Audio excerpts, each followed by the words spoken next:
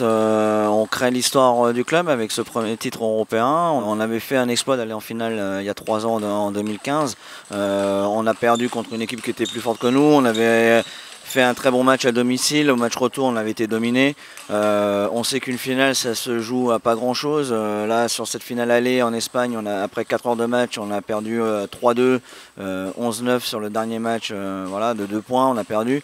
Donc, on a réussi au match retour à renverser la situation et les moments importants, on s'en est servi et les moments importants ont tourné en notre faveur cette fois-ci, grâce notamment au soutien du public. Une finale de Coupe d'Europe en filles devant 1300 personnes, ça a été pratiquement du jamais vu et on est fiers d'avoir eu autant de monde et ça, comme j'ai dit, donc ça a servi aussi à nous aider dans les moments importants. Oui, Pauline fait partie du club et donc de l'équipe championne d'Europe.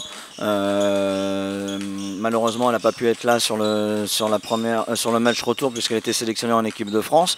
Maintenant, elle a fait tous les matchs, que ce soit le match aller et tous les matchs demi-finale, quart de finale, 8e, 16e avec nous. Elle est titulaire de l'équipe et donc l'objectif pour Pauline, c'est de continuer sa formation vers le très haut niveau avec l'objectif essayer peut-être d'avoir une qualification pour Tokyo, mais surtout aussi pour Paris 2024. Donc on va mettre tous les moyens nécessaires autour d'elle pour atteindre cet objectif.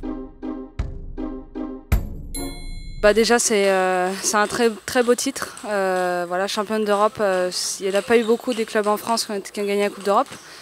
Donc ça représente beaucoup pour le club, c'était un grand objectif cette année, sachant que le championnat est très fort aussi.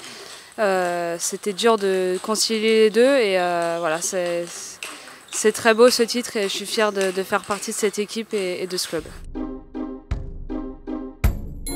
Au mois de mai, je suis 126e mondiale et mon objectif c'est de passer sous les 100 très prochainement et j'ai aussi en ligne de mire les championnats d'Europe qui se dérouleront au mois de septembre avec l'équipe de France auquel je suis déjà qualifiée. Voilà.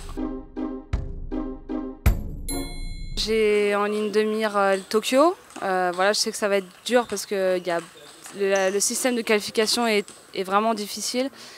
Maintenant, ça reste un objectif quand même. Et c'est vrai que Paris 2024, voilà, ça paraît loin, mais à la fois c'est très proche. Voilà, j'aurai 27 ans, il me semble. Donc c'est le sommet dans notre sport, là où on est normalement au meilleur de notre niveau. Donc voilà, j'espère que 2024 à Paris, ça serait vraiment très beau de se qualifier.